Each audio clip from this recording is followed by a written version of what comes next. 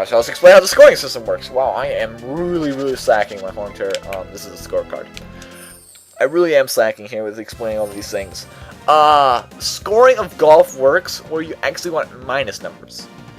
There's a certain amount, a par per hole is how many strokes the normal is. If you got that much, you get 0. If you get more strokes, say if I take 6 strokes on this hole, that'll be +2, and that'll add 2 to my score. If I get a birdie here, which means I get then 3 strokes, that means I get a -1. Birdie's not always 3 strokes, it's just 1 stroke under par.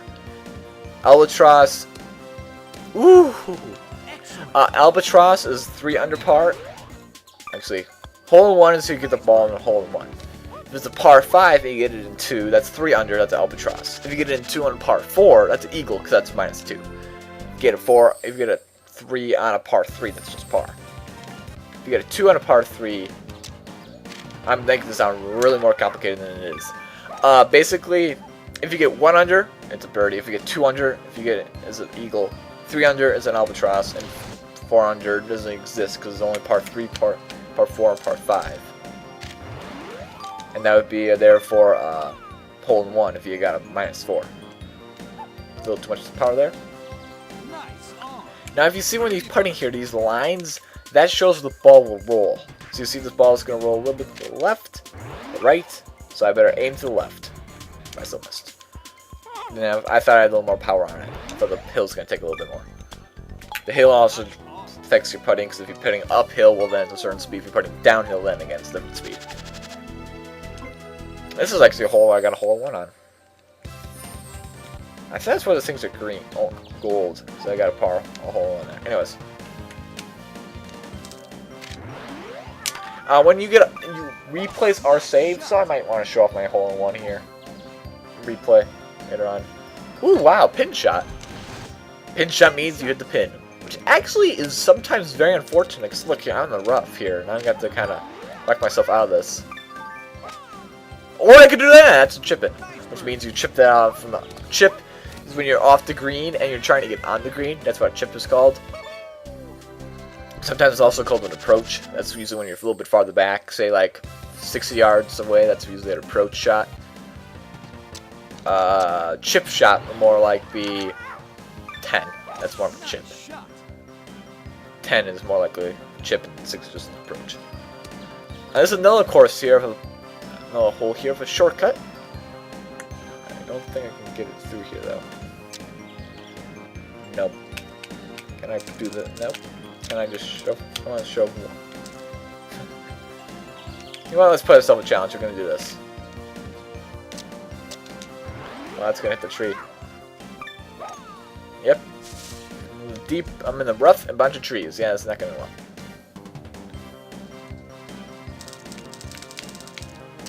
Blow up a little bit on the irons.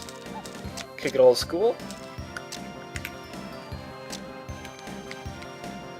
Stupid trees in the way, so I can't really do much. I'm actually just gonna go over here. Just go over here. Ooh, that's a shank it. Shanked it. Shank it is that's technically not technically a shank. So if you miss that, see that little red bar? That's like you see the little line and then the red bar outside of it. If you miss outside of that, it's a shank. Your ball will hardly go anywhere. And it's highly advised you do not do that. Whew, almost. Didn't think I was going to go in though. So see, I tried to go for the shortcut. I could have gone the long way, easily got a birdie, but I tried to take a shortcut, get this point on par. See, it's kind of like how you want to roll the die. And T-Dog ended with a +26. Ooh, Mad Cat in a blast, tied with Casey and Dano.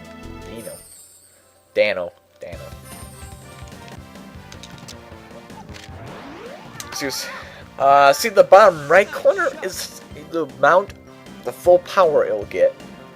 Sometimes they have a weird 1%. Your T will automatically go full. When you have here, you kind of have like a +2. You go up a little bit. Yeah, it's kind of weird how this different services get different stuff. That's one thing about this game I never really figured out. There's nothing really big to affect your performance. You shouldn't really care about it.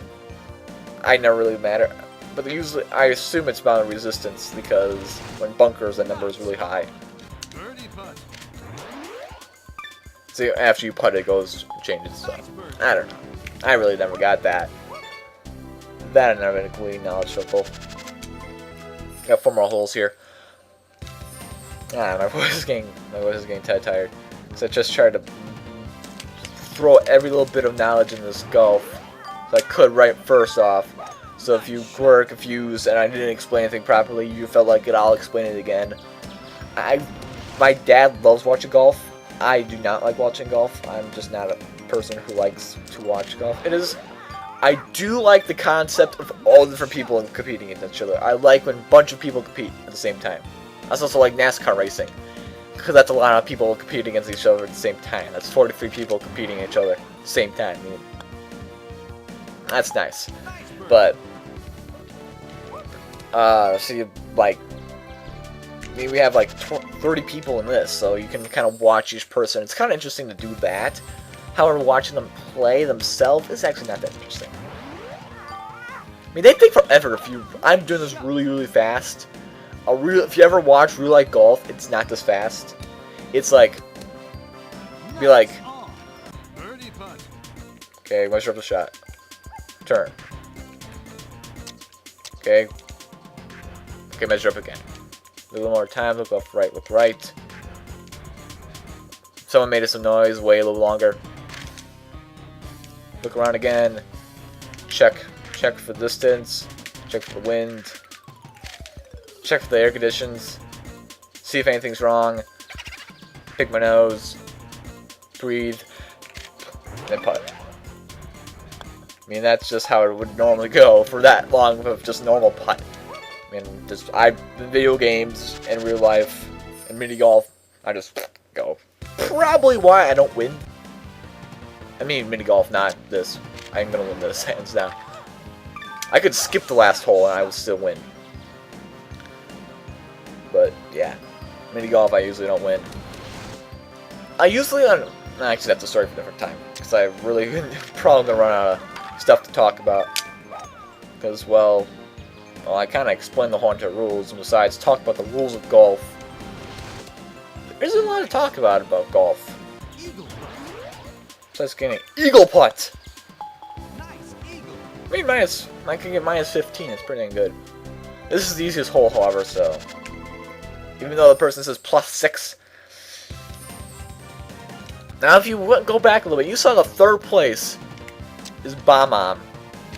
And if you know your Mario Kart characters well enough, you'll realize Bomb-Omb has no hands. If you hit in the water, that's how I was really scared there, that is also technically out of bounds and therefore costing a stroke. Your ball will be placed usually back at the original spot where you hit it from, or if you hit the ground and then rolled it, it'll usually be on the spot where you made contact with the ground. I did not check my putt there, so I just went for it. So just get minus 14. Anyways, that is golf. Usually I'll make I probably will just upload this as 2 different parts. And I might put it on the same day, I might make this 2 different separate days.